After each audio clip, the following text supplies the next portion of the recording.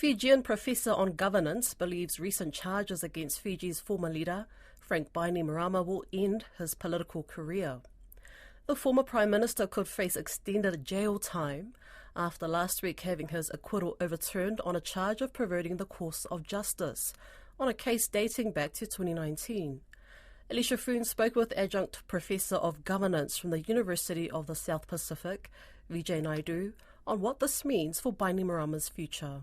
There are a string of charges awaiting for him, but the one that is currently convicted for relates to the perversion of the course of justice regarding complaints by the University of the South Pacific unions to the police, whereby Bainimarama actually told the Commissioner of Police to put a stop to any further investigation. So he was charged for perverting justice, and Gilliho, the Commissioner of Police, was charged with abuse of power. So in a broad sense, both of them were charged for abuse of power. So initially, the magistrate Puamau had found them not guilty. This was appealed against by the Office of the Director of Public Prosecutions. And subsequent to that,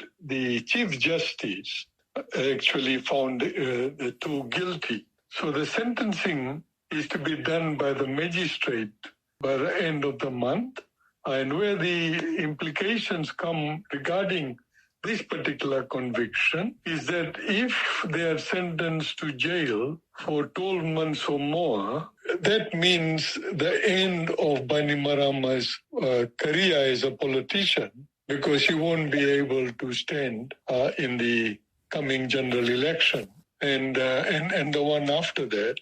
And of course, Gilio, he can forget about returning ever to any public service employment. So this immediate sort of conviction and the sentencing will have serious implications. But there are other charges that will be taken to court in time while Bainimarama particularly is in jail. And there are charges awaiting him and Ayaz Sayed Qayyum, the former Attorney General as well. So, I think their futures don't look rosy at all. Do you believe this is the end of Frank Bainimarama?